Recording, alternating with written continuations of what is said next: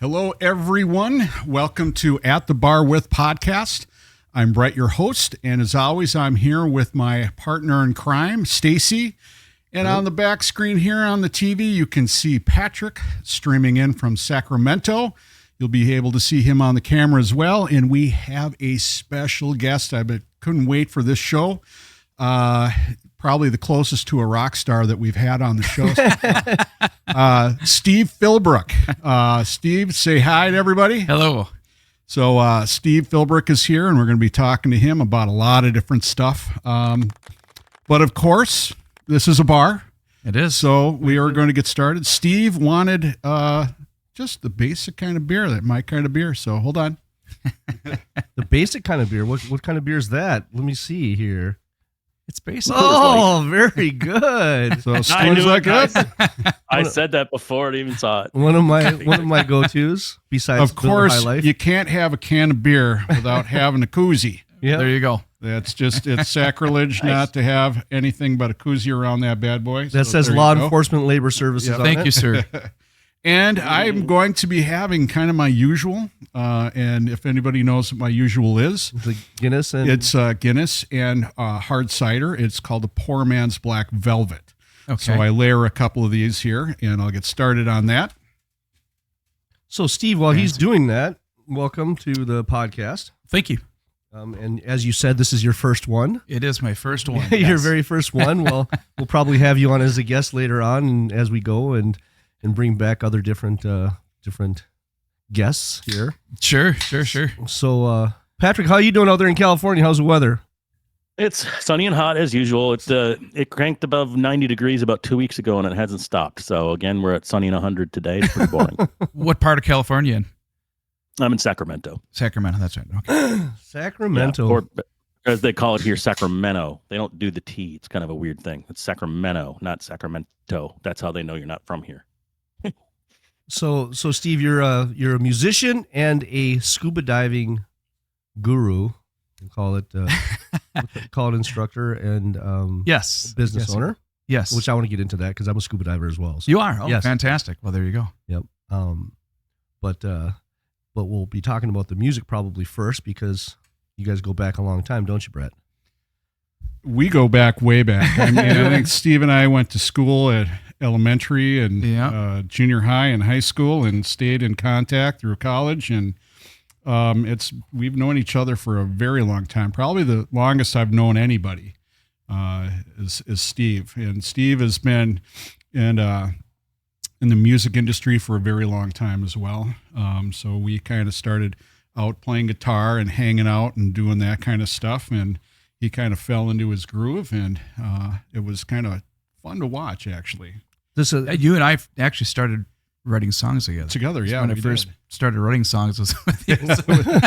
There were, back in the 80s, the big hairball stuff, they were really When you really had to write. right. Well, the music in the 80s, everyone, Yeah. if you listen to it, the lyrics were never really that good, but the music was great.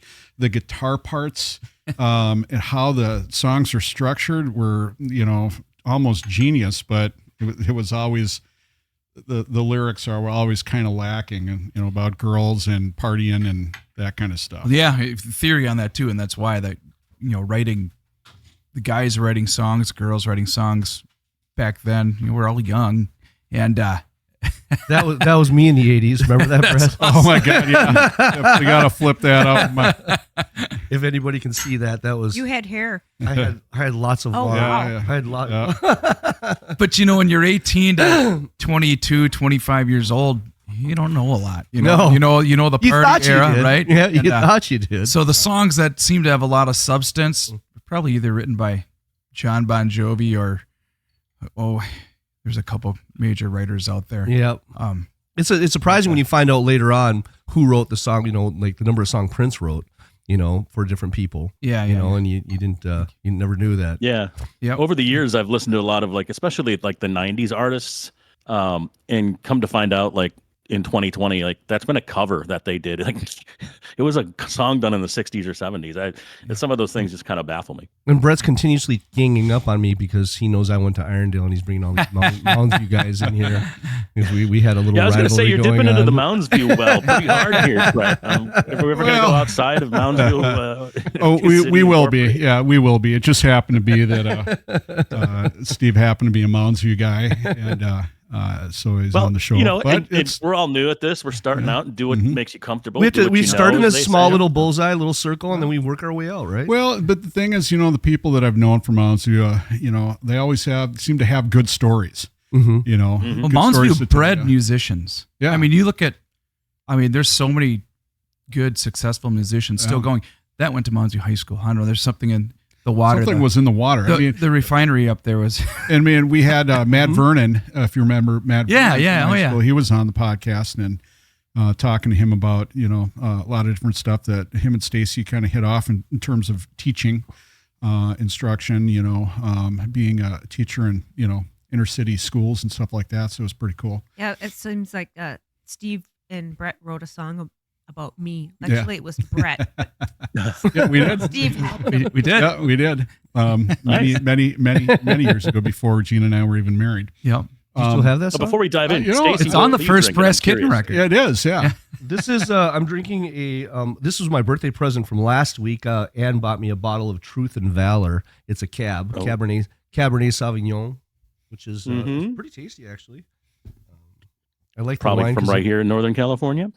Probably is it? And I'm sure it's from Napa or Sonoma County. It says Paso maybe it's Robles, whatever that is. Paso Robles. Yeah, that's around here. But I know Stacy likes to ask, and I switched to an IPA. Again, there's a few brands of IPA I like around here, but this one is a Ballast Point. I can't even show you the can because it's just a bunch of scribbles. But it's a brewery started in 1996 in San Diego, and it's called Sculpin, and it's very orangey. So, Stacy, we always talk about the bitterness, and this one is not so bitter. It's more fruity than anything. So that's what I kind of really like about. How do you choose your beers? You just look at the can and say, "This one looks cool." I usually try He looks at the one at a alcohol local content. bar. Like a lot of the local bars will carry the regional, Okay. or the breweries around here. So I'll usually try one there, and then I go, okay, I can handle that. We should get plugs from these companies, shouldn't we? Yeah. Well, if we ever get monetized, we will. Yeah. So let's put them up in the air. All right. Salute. Salute. Cheers. Cheers. Kampai. All right. Cool. Slancha. We had. And Patrick, I'm a big IPA fan as well. Oh, are you? Okay. One of my good dive buddies and friends started a brewery in Champlin, Minnesota here called Elm Creek Brewery, and they did a Aquaventure IPA. It's a hazy IPA with an experimental hop, just super good. Wow. They still make it? Wow. They're gonna do it again, but yeah, it was really good. So I had to throw that in there. Cool. Yeah. There you go. There's a big deal out here. It's called Pliny the Elder. Everyone just goes crazy for it, but it's really bitter.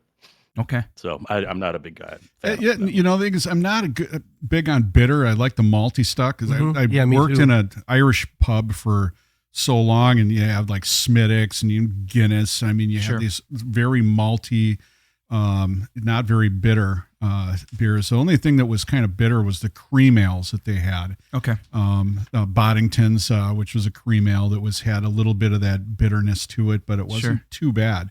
But some of those IPAs that I've tried, it's just like I'm chewing my beer. You got the West Coast IPAs, I think, are a little more bitter. That's kind of more like your Surly Furious. Right.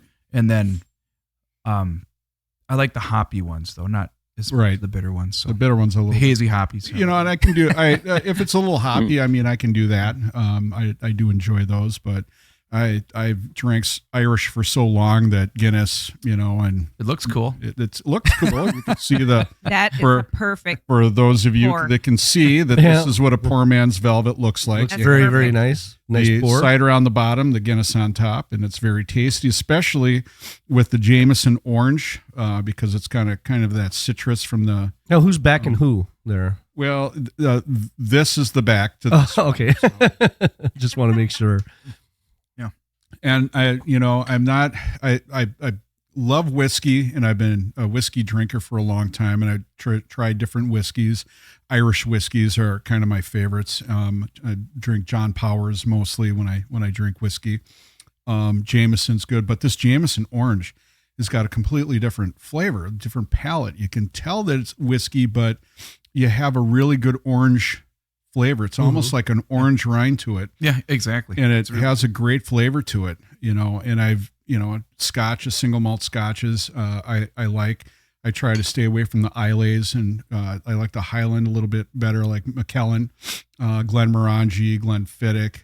The Glens are all pretty good because they're mid to Highland scotches. It's very smooth, very soft. Yeah, on the it's palate. very, very smooth. And it's, for an Irish whiskey, and I like the Irish whiskeys a little bit better because they don't use peat to burn the barrels to get that smokiness. They use coal, so it has a little bit different flavor, a little bit smoother. And even their single malt Irish whiskeys, like Old Bushmills makes a few of them, a 10, a 16, and a 21 year single malt Irish whiskey. And the 16 Old Bushmills, if you ever, anyone out there can see it in the liquor store, buy it, because it's got kind of a floral palate to it, and it's one of the best whiskeys I have ever had. Just incredible whiskey. But it's hard to find. I can always find the 10 or the 21. It's like the 16's always never there. It's always sold out. But And You everybody guys know about the Go ahead. the Costco openings? Whenever they open a Costco, have you heard about this? no. So this Costco opened up down the road about a year ago, and it was kind of a big deal because we kind of need one. Otherwise, you got to drive 15, 20 minutes away. But I didn't know this. When Costco opens, they have very limited edition type bourbons and all kinds of liquor that you can only get. They buy like 20 bottles of stuff you can't find. And so the connoisseurs and the collectors, they'll line up like a week before and just camp there so they can get in and get this rare bottle of whatever. But yeah, that's a thing. I didn't even know about that. So what position in line were you? Yeah, I was just going to ask the same question. I was not. I like it. Angel's Envy. I don't have to wait in line for that, but that's a really good bourbon. I'm more of a bourbon than whiskey guy nowadays. If there's a slight difference, like we can get into that, but we don't have to. Now, Patrick, do you do what kind of bourbons? I know you like Jim Beam. Some people would call it like the basic bourbon. I like Jim Beam. And Jack Daniel's isn't a bourbon; it's a sour mash, but they're kind of similar. But what other bourbons do you drink? I mean, which is your preference? What do you like? Well, like the aforementioned Angel's Envy, which is reasonable. You can get a $50 bottle of that, but they also have the private reserved, which are $100. I haven't got that yet, but my friend in Minnesota, Ian, has turned me on to that. Also, there's Michter's and something Stone Rose, Pony Rose, Rose Pony. I don't know, but I don't have like a lot of time or money for like sampling 80,000 things, but I I just always go to like a Jim Beam. It's just kind of it's nice, I like it. Bad. Now, Steve, you must be like a rum man with all your escapades along the Bahamas. Well, I don't drink a lot of hard liquor. I'm a beer guy, but if I do it generally is rum. Yeah. Yeah. Just like so, it was so weird knowing you in high school, the musicianship and, the playing hockey and sports and stuff like that. And then all of a sudden you owned a scuba dive, a company for scuba diving. Yeah.